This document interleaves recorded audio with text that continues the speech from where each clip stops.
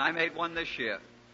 As to a fella who did a great job, and many of you were involved with him, we failed to introduce from the host area committee the fellow who handled the speakers committee, who did a bang-up job and is still doing, Bill O'D, who's over there. Bill?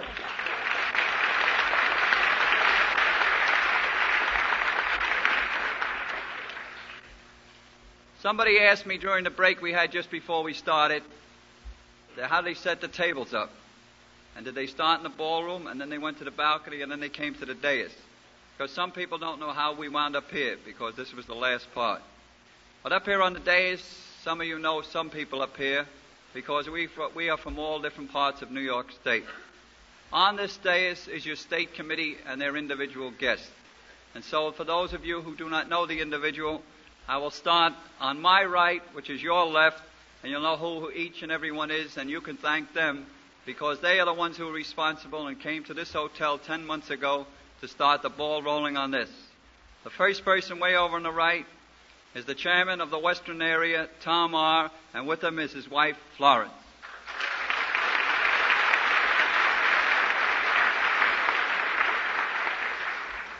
Next is the delegate from the Central area and his wife, who was the Al-Anon delegate from the entire state of New York, Steve P. and Dorothy.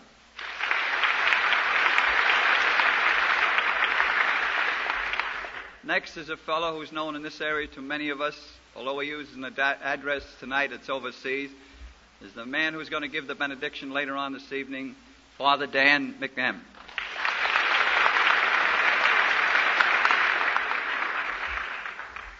We're told we can't say chairman anymore, we can't say committeemen anymore, because we have committee members and chair members, because the next one is a gal who's doing a bang-up job as the chairman of the Central area, Ada W.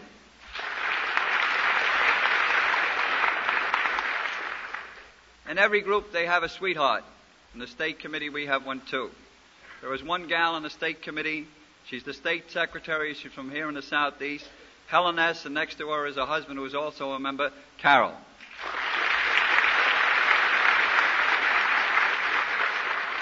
Next is the delegate from the Hudson, Mohawk, Berkshire area, Joe C., who's known to many of us down here in New York because he's the closest, and his wife is with him, Helen.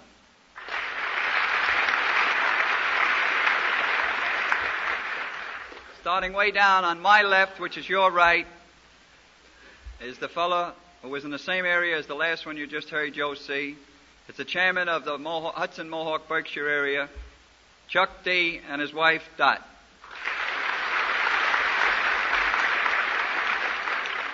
Next is the delegate of the Western area, who has been at 2 conferences so far. It's Johnny H., and next to him is his wife, Jerry.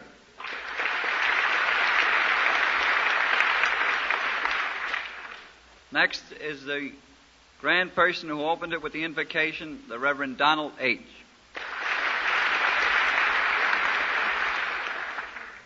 The next fellow is known as Moneybags. He's the treasurer of the state committee. He is also chairman of the committee of the Southeastern New York. It's George S., and next to him is his wife, Ruth. Next is the person who you're already waiting to hear in a few moments, is Dave B. from Montreal.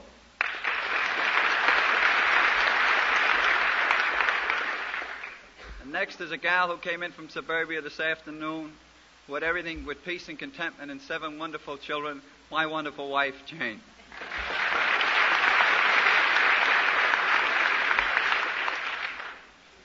And now we come to the part of the evening's program with our guest speaker. As we open each meeting, we'll open it as we did last evening by reading the preamble.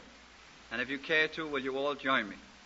Alcoholics Anonymous is a fellowship of men and women who share their experience, strength, and hope with each other, that they may solve their common problem and help others to recover from alcoholism.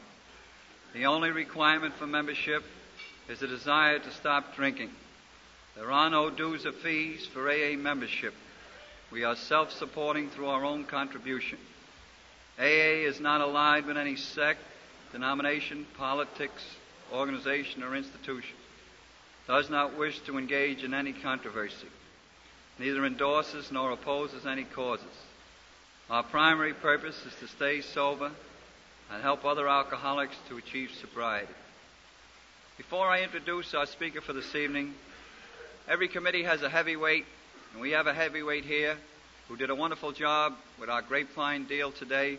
At this time, to say just a few words is the heavyweight of the State Committee, Joe C., the delegate from Hudson Mohawk. Joe? Well,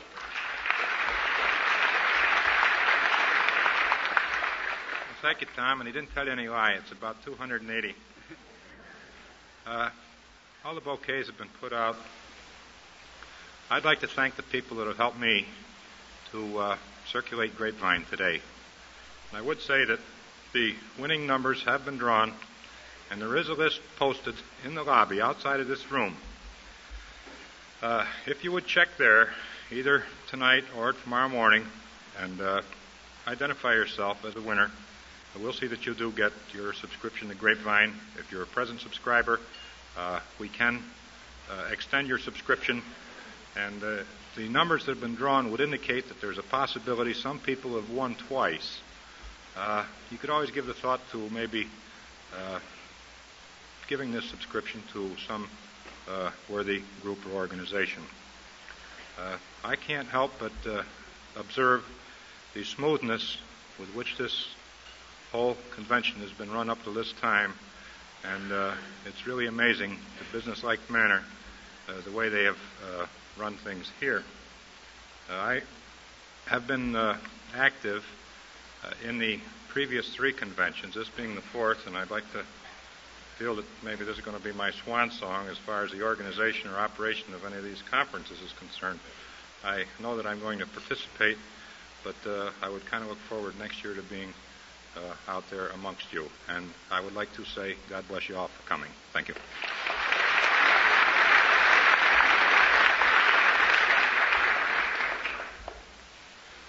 We in New York State have almost 10,000 members. We had speakers from all over New York State today. In typical alcoholic, we wanted to get a good speaker. So we went all the way up to our friendly Canada. This was a selection of the State Committee, and I know it's a wonderful selection. It's a person that some of you have heard in this room, but many, many have not. This is a man who had a wonderful place to have his AA up in Canada because he's got a lot of land to cover, as he was telling me earlier. I won't waste any more of my time, but I feel it a privilege and an honor to introduce a man who has done a wonderful, great deal of work in this program and is still doing this very day. Our guest speaker for this evening, Dave B.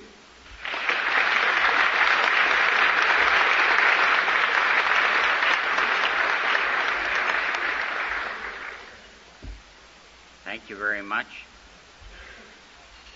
And I am very happy to be here. It seems perhaps a little bit of repayment if I come back here to the city of New York, because it was some 23 years ago that I phoned down here to New York, from Montreal, or from a little town outside Montreal, and a girl answered the phone. The girl said, "There are a lot of us down here, and if you want help, we'll help you." To me, that was a tremendous, tremendous message of hope. I'll tell you more about that a little later. But I am very glad to be back down here and maybe just give you a tiny, tiny fraction of what has been given to me in those 23 years. You know, Tom made a terrible mistake, and some of you Canadians up down here will understand it. Tom said, "Speak as long as you like." Now, nobody in Montreal or Toronto or any such place would dare say to Dave Bancroft, "Talk as long as you like." Because I might go on for hours, but I won't, I promise you. As I said, I'm an alcoholic. My name is Dave Bancroft. I like to say that, and I like to say it for many reasons. I like to say it principally, I suppose, and perhaps this is the selfish part of the program, I say it to remind myself, because this is a fact that I don't ever want to forget. And perhaps, too, it is to remind myself, if I tell my story, that I should be grateful. And that's my favorite prayer, really. God, give me a grateful heart. Because when you look back, what things were and what they are now, it's just a real miracle. You know, some of us don't like to say we're alcoholics, particularly when we first come. We don't like to say we're alcoholics, and perhaps that's what keeps us out of here for so long, because it is a confession of failure. I've become quite a reader of various philosophies and so on since I got into AA. And one of them was one of your New England philosophers, Ralph Waldo Emerson. And Emerson said there are no failures in this life, because each man is exactly what he has worked hardest to be. And I am sure that nobody in the world could have ever worked harder to end up in Skid Row than I did. And I will tell you a little about that. But he also said something else. Something that makes me so glad, really, and I mean it, that I am an alcoholic. Because he said man is the product of all his experiences. And without the experiences of being an alcoholic and having lost all, I wouldn't have the tremendous gratitude for what I have since received. I think that I've had all of the characteristics of the alcoholic all of my life. If there is such a thing as predestination, I would say that I was predestined to be an alcoholic after I read the big book and look through other various AA literature. I remember even as a tiny boy, I had the predominant one. I had fear. When I was a weeny little boy, I lived in Mexico City with my father, who was in charge of one of the branches of Canadian Bank down there. And I can remember the terror of my mother at the earthquakes. I can remember the terror attached to the revolutions and the shooting of the people in the streets and the burning of the bodies and things of that kind. And those are the only kind of things I can remember. And these all brought fear into my life, and I can remember a little later, when I was just a few years old, my father and mother took a trip over to England, and when they came back, my mother became very ill and she died. And you know the feelings of a little boy at that time? You say to yourself, what's going to happen to me? Where am I going to go? Who's going to look after us? And what's going to be the end of it all? Well, I went down first to Providence, Rhode Island, where one of my grandmothers lived. And I was terribly spoiled, that poor motherless boy. I can remember I had long curly hair, which was one of the things they had in those days. I was forever grateful to her because she had the haircut. And she used to call me the man of the house. And I remember that. And then I went to live with the other grandmother, with two maiden aunts, and finally into New Hampshire, where I lived with an aunt and an uncle who spoiled me terribly. This, I think, perhaps is the beginning of the whole thing. Maybe it's not, and who cares? Doesn't really make too much difference now. But I'm just setting the stage, if you like to call it that, of an alcoholic or of an alcoholic like me. Because I didn't have any courage on the outside. But I did build up a kind of a rebellion and defiance. And so I was the dual personality of the alcoholic, the fears on the inside and the rebellion on the outside and the defiance. And I can remember when my father one day brought us home and he told us that he was about to be remarried. And I had the feeling, and I still had the feeling, that, oh boy, now I'm going to lose this cushy place that I was in, where everything has finally become where I'm living the kind of way I want to live, and there was fear there again. And I determined to myself that when I got home, I would show that woman. I'd make it so damn hot for her that she'd soon get out of there. But she didn't get out of there. I was sent to a boarding school.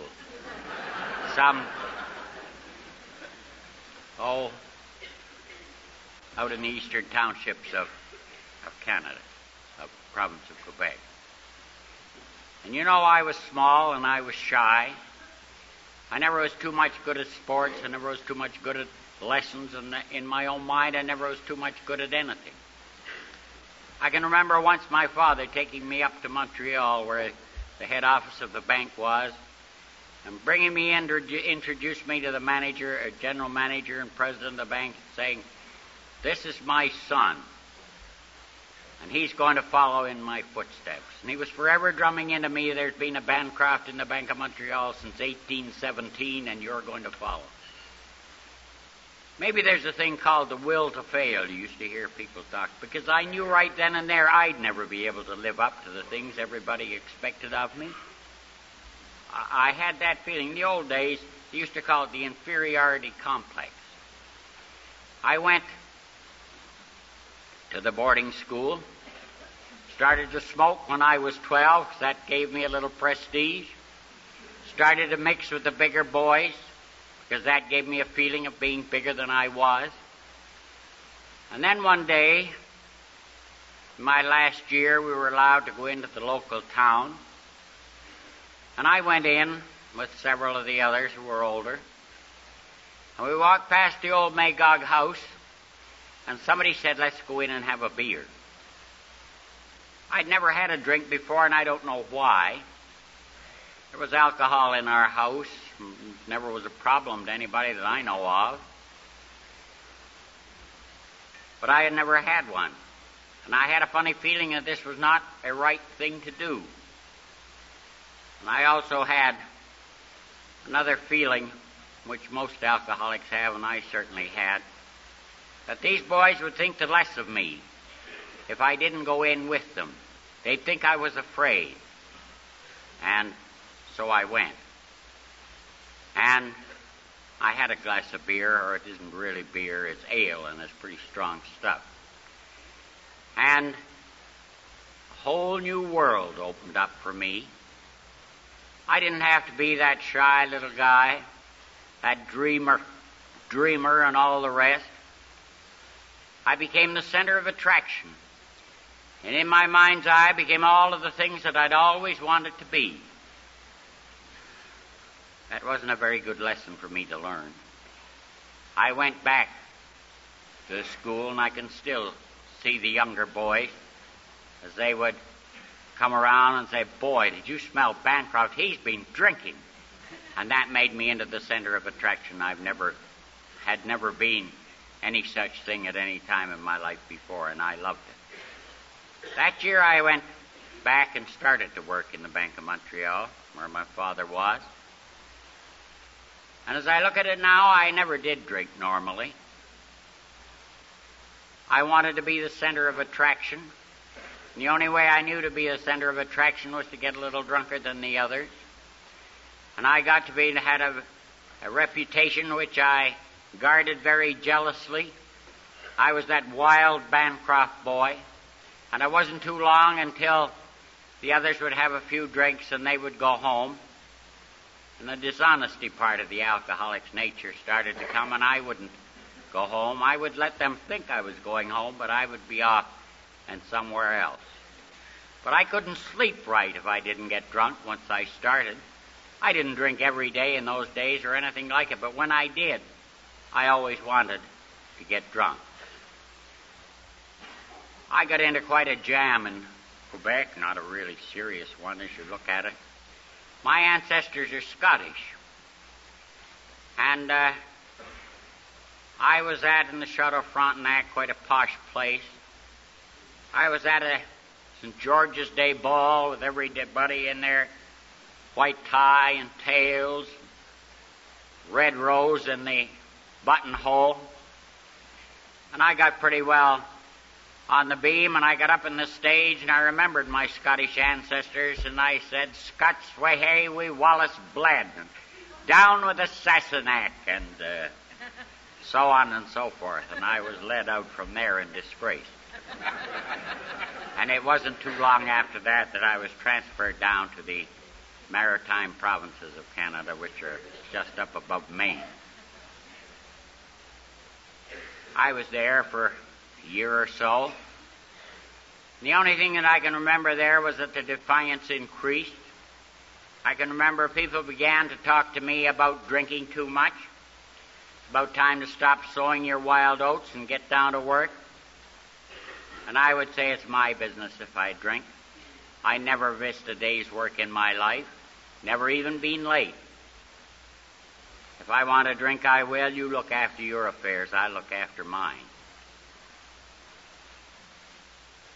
A year or so after that, I went out to the Hamilton area, the Ontario. I still made that proud boast, but unfortunately I met a man in the Windsor station in Montreal that I knew. And somehow we got to be drinking. And in the morning, I woke up in the old TH&B train in the lower berth. I had on a fur coat, a coon coat that my father had given me. I had a bottle in each pocket. The porter was shaking me. And I got out. For the first time in my life, I didn't get into work. I got a room in the YMCA right across from the bank. It wasn't a very big town in those days, Hamilton. And I kept right on drinking. And shortly thereafter, the accountant of the bank came over and got me. Now, you know, many, many times after that, I said alcohol isn't a problem in my life. I've never missed a day's work, never been late, because like every other thing that I didn't want to see about myself, I hid it away deep down inside somewhere. And the only time it would ever come up was in those dim gray mornings when the remorse set in and you begin to wonder what's going to be the end of all this. I left there after a year or two, and I went out to a place in the Middle West called Winnipeg. Now, I am a person who likes his creature comforts. I didn't like the cold, and it was colder than all get out. I landed there in January. I lived upstairs over the bank. I worked in the bank. I only had to run out the back lane into the old Corona Hotel. And that was all I did all that winter long. But I still had a measure of control. Because when the spring came, I liked playing golf. And I must have liked playing golf more than I wanted to drink because I was able to keep sober to a certain extent. And so I managed. And then one day I went out on a blind date with one of the older fellows in the bank to look after the kid sister of his girlfriend. And I went. And like most young people, I was 21 years old then, and most young people of that age, I fell violently in love. This was going to be the answer. She was 15. Her name is Dorothy.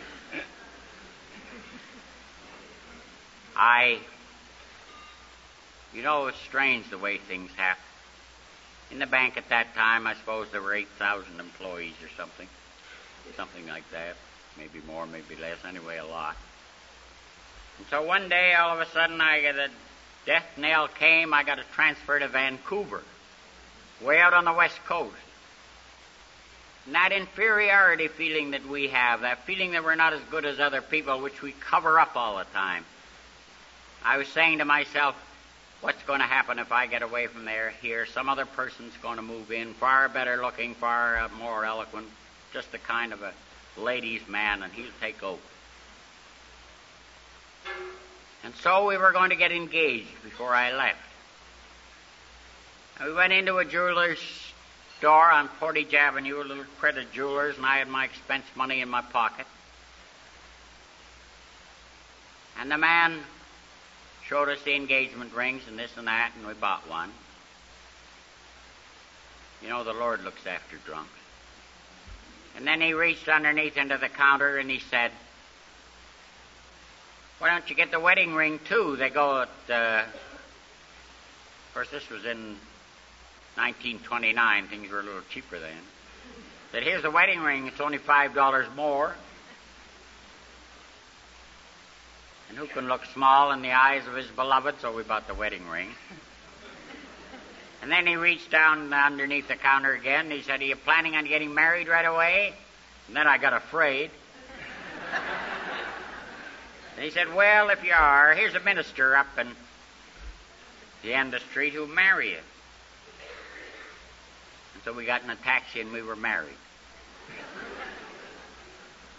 I don't suppose marriage like that has one chance in I don't know how many million to be successful. But I left Dory at home when I came down here. And I'll tell you a little more about that after. But that just shows you the kind of person, the irresponsible kind of person, the irresponsible kind of an alcoholic that I was, and with all of the characteristics that I read in the big book when I first got it.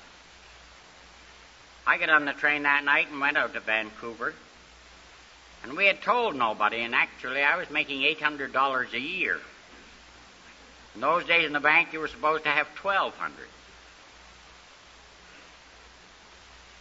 So we told nobody until finally this got working around, and I had to tell somebody, and I wrote to my father. And perhaps that was another one of my problems. My father got me out of every single jam I ever got in. I wrote him and told him the story, and he said, "This is one thing I can't fix up. You'll have to go to the superintendent and tell him the story," and I did, and I was fired on the spot.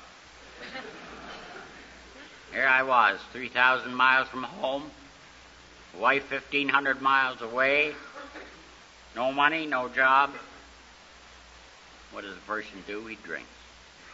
But the bank relented, and my father relented, and he sent us $500, or he sent me $500 as a wedding present, and this was supposed to buy us some furniture and get us established in an apartment or some kind of a thing.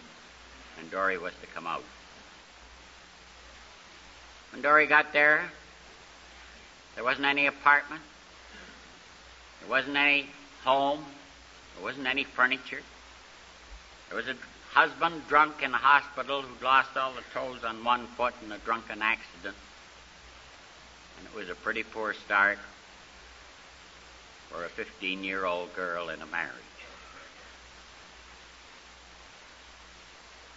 You know, a lot of the things are funny, but I can't really think of too many funny things about my drinking. I was out at the Vancouver conference a few years ago, and I was telling a story. I wanted to give it a little Vancouver flavor. And I told them a story of having lost the bank keys, and I was the paying teller, and I had a good deal of money under my charge. And I pretended I hadn't lost them, and I put the snap lock and opened the combination and managed to get away with it for a day or so. And then somebody came along and said, "Where are your keys?" "No, I've left them at home," and so on and so forth. And sometime after that, they told me, "You'd better find those keys or we'll have to have all the locks in the bank changed. And this is a pretty expensive business, and it'll be charged to your account." So what does an alcoholic do at a time like that? He goes and has a drink. He's worried. He's afraid. Now, this is down a very tough waterfront district in Vancouver. And I went in next door to a hotel called the Rainier, which had all the characteristics of the neighborhood it was in. And I bought a drink. And the waiter came up to me and he said, "When the hell are you going to give me that $5? I said, "What $5? He said, "Don't you remember you came in here the other day? You give me your keys for security. I let you have $5. I often wonder what the majestic Bank of Montreal would have thought if they'd known their keys were in hock to a waterfront tavern. But those are the irresponsible things. I tried to stop drinking shortly after that. I tried hard to stop drinking. I went for 2 days. And then I went again. And I began to feel hopeless. And all this time, the bank that I resented so much and hated so much were so good to me. They kept trying to move me around to places where there wouldn't be temptation and this and that. Finally, they sent me up to the old Hotel Vancouver, which is certainly not a place for me. I can remember I was in charge of the branches, a little wee branch, a girl, myself, another young fellow. I told you I'm a dreamer and a visionary, and I've got a tremendous imagination. And these people used to come in from Australia and Hong Kong and New Zealand and Japan and all the South Sea Islands, and this was a romantic thing. And I would fix up their letters of credit or what they had, and then they would say, come and have a drink. And I would go, and it ended up with the girl running the office, really. The culmination of that was a party that got going in one of the rooms. And I went upstairs, and I got involved in it, and we ran out of liquor, apparently, I don't remember. And in the morning, I woke up in the little wee 3-room apartment that we had in the bathtub, and I was fully dressed, and I had 2 other things. I had a headache, and I rarely got a headache. I got deathly sick, but I rarely had a headache, and this time I did have a headache. And I had something else. I had that fear that I was to know, and I'm sure you do, that fear of the unknown, some terrible thing, impending doom, if you like to call it that. Some terrible thing was going to happen. You don't know what it is. It's just a kind of a fear inside. And it was a well-founded fear. I had the answer then. I got out of the bathtub, and there was some ale in the icebox, and so I went in, I got the ale, and I sat down in the living room, and I started to drink it. The fear increased, and the headache increased. And finally, my whole right side went pins and needles, and my mouth was all pulled over. And I called Dory. She called the doctor. And it turned out that I had had a cerebral hemorrhage. Whether it was from bootleg alcohol or just drinking too much or what, nobody will ever know. Doctor at first said, it's alcoholic neuritis. Feed him well. He'll be all right in a couple of days. But I wasn't all right in a couple of days, and Dory called the bank doctor, and he came up, and it turned out that I had had this stroke. Now, you would think a person about this time would say to himself, well, if this is what alcohol does to me, I'm going to stop. But I didn't say that. The checks that I had kited out, and I was in a favorable position to do it, were coming in from all over the countryside and everywhere else. The loan companies started demanding their money from the superintendent's office. And as soon as I could travel, I was shipped back to Montreal in disgrace. We talk about self-pity. I don't believe anybody in the world ever had more self-pity than I had. I was still on crutches when I got back to work in Montreal. I was resentful. Instead of being that outgoing kind of character that I used to be, I was resentful. I hated man. I hated God, if there was such a thing. I couldn't believe that this has had to happen to me. Why does a thing like this happen to me? I haven't done anything really bad, have I? And they put me in this miserable job where I counted cash day after day after day after day. Till finally they were going to give me another chance. And the only reason I wasn't drinking then was because I was afraid to drink. I was afraid because the doctor had told me that I'd practically be paralyzed completely or I would die. But the day came when I had all this rationalized that they were only trying to scare me into stop drinking. And I can remember I had a feeling then nobody was ever going to make me stop drinking. This was the only friend I had left in all the world. One day at a transfer point on the way home, I saw a tavern. I went in and I had a glass of ale. And I didn't die. That just made me think all the rest of them are phonies more than ever. And then I had another drink. And I went home. But drinking was never the same after that. I could never drink so much. And that went on. I had, after a while, my first hospitalization because it got worse and worse. And then came the great idea, the great plan, the thing that most alcoholics try. We never think we're running away from responsibility. The thought came, if we only had a youngster, this was going to be the answer. That was what I missed. I love children. I always have. And so, just before Bill was born, my oldest son, I can remember how I wanted to be sober enough that night or day or whenever it was. And I had put a small bottle of rye in the cupboard, and this was kept, and I didn't drink it. This was for the day Dory said, I've got to go to the hospital. Well, that day came, or night, and she said, call the doctor, and I couldn't call the doctor. So my hand was too shaky. I had to go and get a drink. The time I got a drink, she'd called the doctor. Then I started to take her in the little car we had then down to the hospital.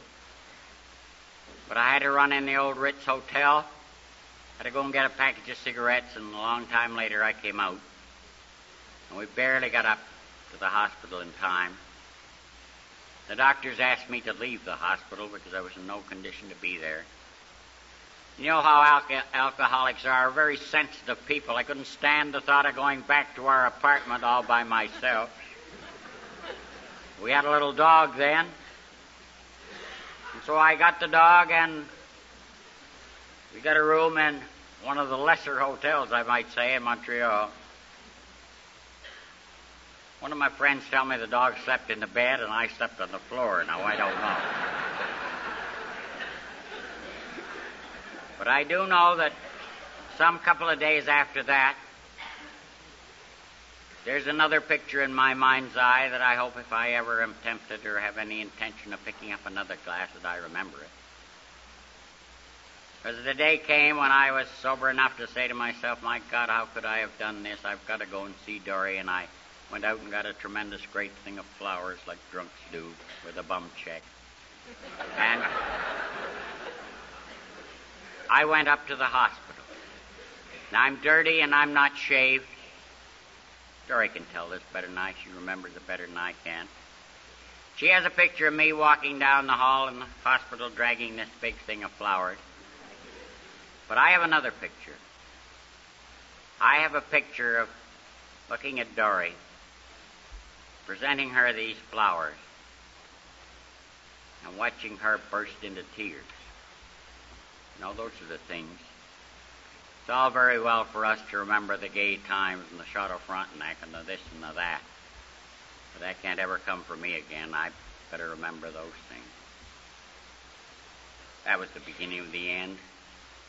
Really. I never stopped drinking after that, though I kept on for quite some few years. I can remember climbing up I don't know if any of you have been to Montreal and seen the great shrine there is there, but this was before they had the shrine. And Brother Andre lived in a wee little kind of a shack up at the top of the mountain. You had to go up a lot of wooden steps. And I can remember one day, and I don't know, I wanted to stop, I guess, or find a way to drink without hurting myself. I don't happen to be of his faith, but I crawled all the way up those steps. And I asked him if he could help me. We had quite a talk, and he said, I can't help you. And he gave me a little medallion. You know, I still have that medallion. And I often looking at it, and I often think. We kept moving all the time. You know, we've lived in the present house we're in for 16 years. But in those days, we moved every 6 months because Dory couldn't bear the thought of this place anymore. There were too many memories to it. Then I remember the next place we moved. I can remember a good friend of mine who tried tremendously to help me. His name was Fred Wilkinson. He was a minister at St. James the Apostle Church at the time. Later on, he was Bishop of Toronto, and now he's retired. But at that particular time, he came up to the house and he said, "Dave, nobody can stand this anymore. Dory's going to have a nervous breakdown. Your little son is a neurotic. He's torn between you. He's torn between his mother. I don't know what's going to be the end of it." By this time, you see, I was having hallucinations. I'd arrived at a point where the fear was so great for some unknown reason I was afraid to take off my clothes. I would sit in a chair all night. As I told you, I loved youngsters. And I used to read The Seven Dwarfs to little Bill. I'd tell him a story when my more lucid moments. I used to see these little seven dwarfs coming around the corner of the doorway. But they weren't happy, they weren't grumpy, they weren't all the rest sleepy and so on. They would come near and they'd have the most fearsome faces. It would strike me with terror and I'd start to shriek and scream. And the doctor'd come, the formaldehyde, the hospital, and back when I could get out. And the day came I couldn't even get out of that hospital and home sober. So one day Fred was at the house and talking to me. He said, "Dave, nobody can stand this. Nobody can stand this one day longer.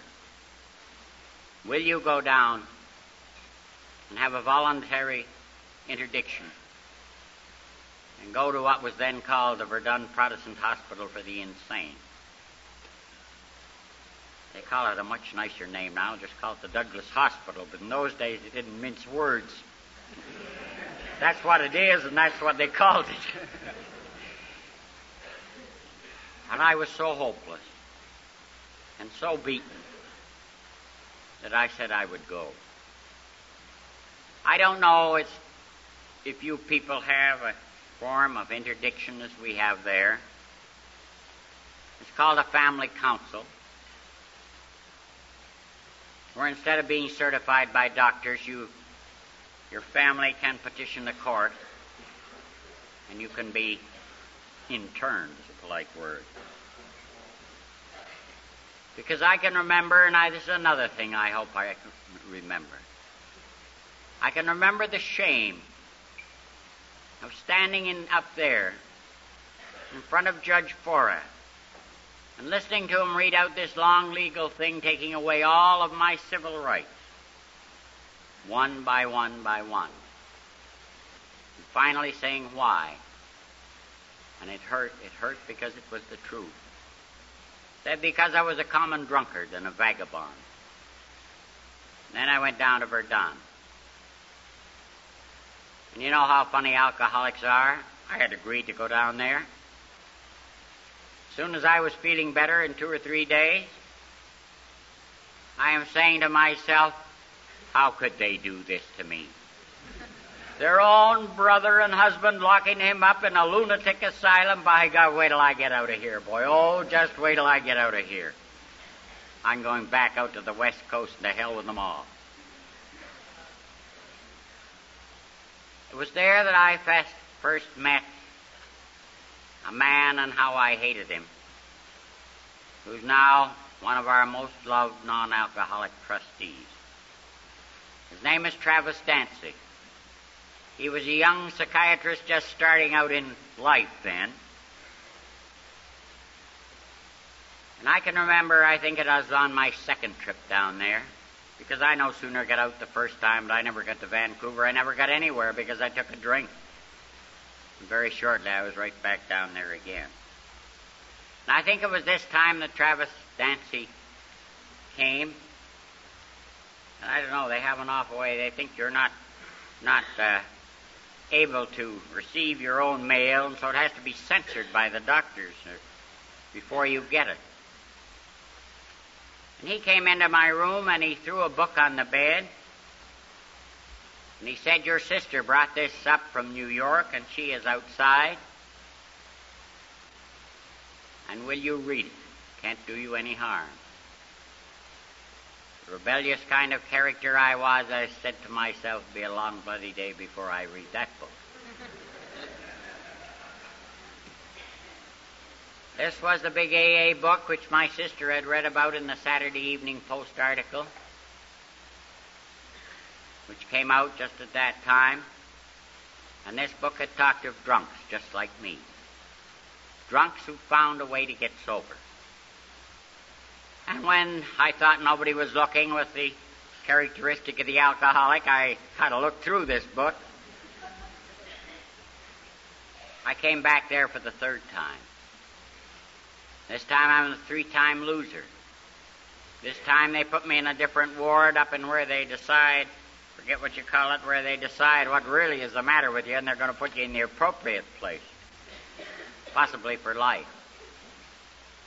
I'd figured out ways and means by this time of getting to a phone while I was there, and I called Dory. I said, "Dory, you can't leave me here. You can't leave me here all the rest of my life." And I said something she's never forgotten. I said, "Remember the good years."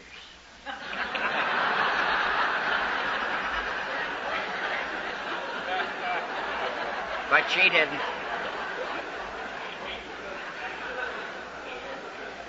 But she came down. She came down, and I guess I was as hopeless as a person could be, really, but still that arrogance on the outside. And we were sitting around old Dr. Porteous, who was the medical superintendent, around his office. And he said, "Dave is an alcoholic of a type with whom we've had very little success. There's nothing more that we can do for him. He'll probably have to have custodial care for the rest of his life." And again, it's like a sentence of death. I resented very much the fact that Dory went to live with her sister and took Billy. The reason being that I didn't have any money to pay the rent. But she did. And I got a small pension from the bank, a small allowance from my father, and I went to live where and when and how I could. This went on for 2 years. I lived in Craig Street in the main, or what is known as the Skid Row of Montreal. I had a room when there was time for a room, or when I had money for a room. And when there wasn't money, I didn't have one. I learned about all the various substitutes for alcohol that you can drink. Now, I think at that particular time I was drinking for no other reason so that I didn't have to come to and look at myself and say, "This is Dave Bancroft, that young fellow that started out some 20 years ago. This is him. Look what's happened now." And I think the loneliness is the terrible part of that. How can you explain to any person what's going on inside of you? How can you explain to any person what makes you keep on going? I learned about the inside. Fortunately, I never got sentenced, mostly because the judges all knew my father. And they would look at me and they would make me ashamed, because they would say, "Well, why? Why? A person like you." There came a day, and it was early in 1944, that I landed in that bullpen for what I pray to God is the last time. I landed in there, and there was a different feeling. There was a feeling this time that instead of I was superior to all these drunks and prostitutes and all the rest of the characters in that place, and petty thieves and the rest, I looked at myself, perhaps honestly, for the first time in my life, and I said, or I felt, that I was worse than these because I had had a chance to start. I was lonely as I've never been lonely before. I like to think of St. Paul's words on subjects something like this, and St. Paul is a great favorite of mine. St. Paul said, "Out of defeat comes victory, and I was defeated. Complete, absolute, and no other answer. You know, I had a very strange concept of God as I understand Him in those days. I had the old-fashioned vision of a hard type of Jehovah who would sit there on a cloud in flowing white robes and just wait for me to do something that was wrong, and then he'd crack the whip. I've learned since that this isn't a thing at all.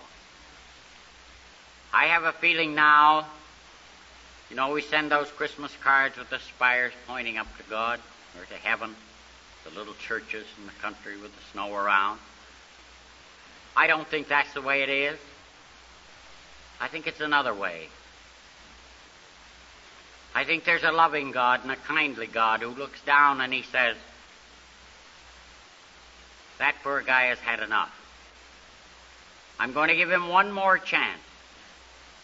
And if he'll only take it, I'll help him all I can. I don't know why, but for some unknown reason, I remembered that book I'd seen 2 or 3 years before in the hospital. The book that had talked about drunks, just like me. And all the things that I thought were corny at that time, I wanted nothing so much as to be able to have a home, to go to work, come home at night, and read the paper, and be like ordinary people. I wanted that then, I want it now. I got out of there on Easter Tuesday. I went out to my father's place, and he'd retired by this time out into the country, about 70 miles from Montreal. And I asked him if I could stay there. He said, you can stay here if you don't drink. I asked him if I could get in touch with these Alcoholics Anonymous people that Jean had brought the book up about. And he said, what have you got to lose? And after some long, considerable difficulty, I got hold of a girl in the New York office. People wonder sometimes why I'm such a supporter of GSO. I got hold of that girl that I spoke of at first. Her name was Bobby. And Bobby said words that I hope I'll never forget to say if a newcomer ever comes to me. She said, there are a lot of us down here, and we found a way, and if you want help, we'll help you. And the next day, she sent me the 2 pamphlets of the day. She sent me the big book, and I started on my AA way of life.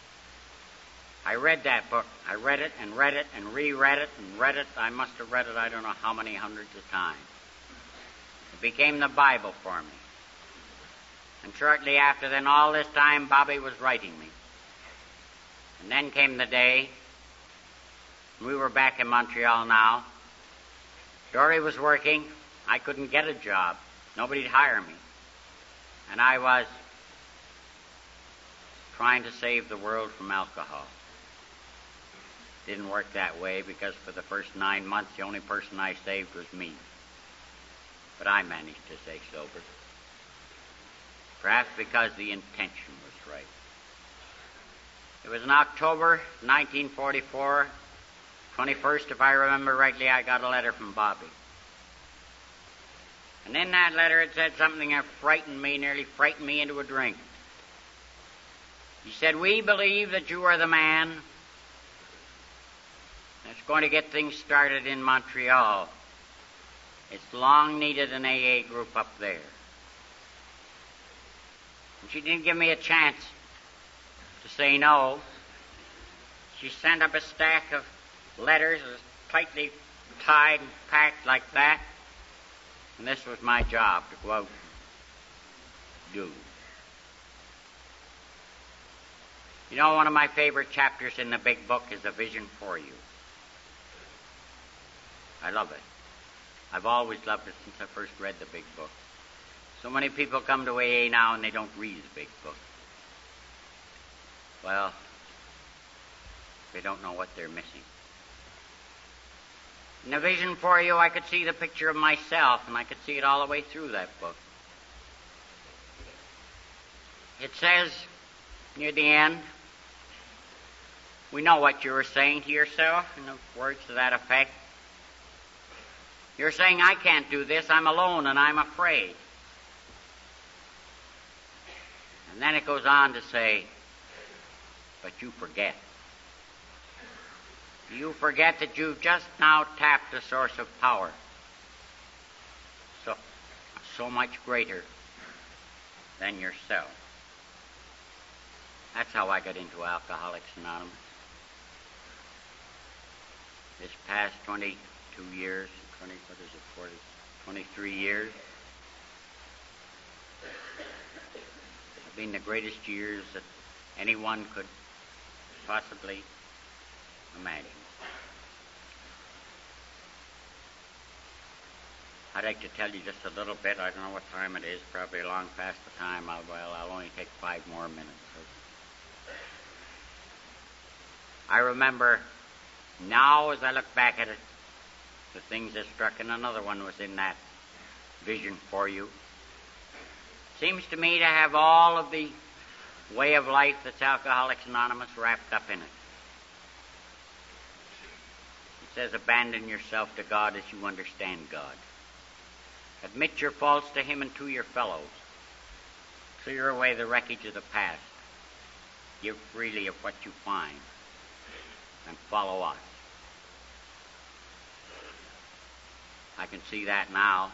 But when I first came, I was going to take the AA program without the spiritual content. As I look at it now, there is no AA program without the spiritual content. And I can remember a big tough character coming up from Cleveland, and he called me, as they did in those days. Everybody who traveled anywhere called whoever was there. His name was Mark. Poor Mark got into a lot of trouble after that, but if he never did anything else, he helped me. I was telling him all this long story about my inability to find this higher power business or believe it. He said something that shocked me into it. He said, if they tell you to stand on your head on Dominion Square twice a day, brother, you better do it. You don't have any other choice. And that's true. And I took that in, and Bobby, in the meantime, was writing me to keep an open mind. As I look at it now, and that isn't the way I always did, the AA vision, if you'd like to call it that, changes for me as I go along the way. I don't talk too much of spiritual things, except when I get wound up like this, perhaps. But I have a deep faith in them. I can't stop without, well, I'll tell you about what I think are the main items in those 12 steps now, as they seem to me, though they're all important. I think there came to believe, made a decision, was entirely ready, and humbly asked Him. And then there's the 12th step, which seems to me, people say, well, I never had a spiritual awakening. Well, I don't believe anybody really who came into AA and started on the first step and conscientiously worked on the other 11, by the time they come to the 12th step, haven't had a spiritual awakening. They're certainly changed people, any way you want to look at it. To me, this is the part that defines our relationship with God. And there's another part that defines our relationship with our fellow man. And that is, we tried to carry this message to other alcoholics, or to anybody as far as that goes, to help other people, to love your neighbor. And perhaps the most important for me anyway is to practice these principles in all my affairs. The rewards for me have been tremendous. I could go on for an hour telling you about them, but I'm not going to, Tom. It's all right. I'll just give you an incident of practically any Sunday that you may think of in our house. And there's Dory down at the other end of the table. And on her right is my little daughter-in-law, married to my son Bill. On the other side is my son Bill, the one who Everybody thought would be such a neurotic. He's very close to being a CPA, you call it in this country. Just about finished his exams. He's 27 years old now. And sitting on another high chair is my grandson, Jeffrey. He thinks his grandpa's really something. And then there's my 2 AA dividends. There's Mary, my daughter. She's 18. Pretty as a picture, at least I think so. And she thinks your old man's something. My little boy Paul, he's the pickle of the family. He's 12. He's going into high school this fall. And I sometimes sit at the head of that table and I say to myself, what wonders hath God wrought? Here am I, the hopeless one, the finished one, the dead to all respects one. And that is why I believe in God as I understand Him. I'm going to close now with one of my favorite poems. It was read once by the King of England at a Christmas message long before I ever get sober, and it was written by a New England poetess. You see, I always go back to New England. I never heard of anything else she ever wrote. It says, I said to the man who stood at the gate, give me a light that I may walk safely into the unknown. And he replied, go out into the darkness and put your hand into the hand of God. And that shall be to you better than light and safer than a known way. I thought that was the end. Until my son, who doesn't like all the misquotations that I make and all the rest, gave me a copy of Bartlett's quotations. That was the first thing I looked up. And there's another verse to it. And it's something that seems to me to apply particularly to those of us who've been in AA a little longer. Because it says, so I went forth, and finding the hand of God trod gladly into the night, and He led me toward the hills, and the breaking of the day in the lone east. Thank you.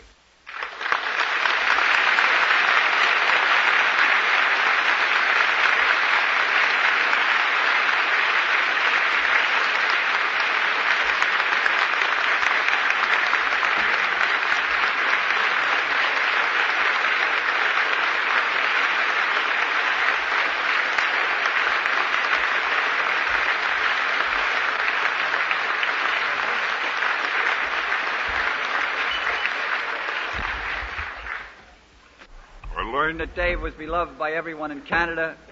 I know he's beloved by everyone in New York State and everyone in AA. At this time, we come to the benediction, and it's my privilege and honor to introduce the person who will lead us in the benediction, Father Dan McM from Dublin, Ireland. Father Dan.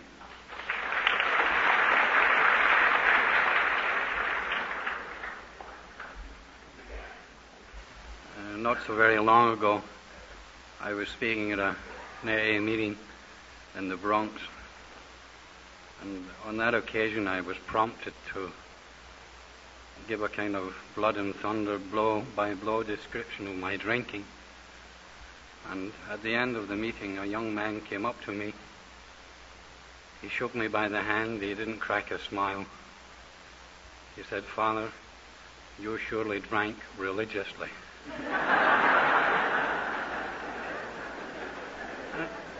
And I guess that's why I've been chosen for this job. We give thee thanks, O Almighty God, for these and all thy gifts. We thank you for what we have enjoyed here tonight, the material things and the spiritual things. We thank you for our membership of Alcoholics Anonymous, Al-Anon, and Alateen, for the serenity, the contentment, and the blessings that this new way of life introduced to us through living the 12 steps has brought us. We thank you for all your blessings And we ask you that your peace and your blessing may descend upon all of us here and remain with us forever. All those who care to join me. Our Father, who art in heaven, hallowed be thy name. Thy kingdom come, thy will be done, on earth as it is in heaven. Give us this day our daily bread, and forgive us our trespasses, as we forgive those who trespass against us. And lead us not into temptation, but deliver us from evil. For thine is the kingdom, the power, and the glory, forever and ever.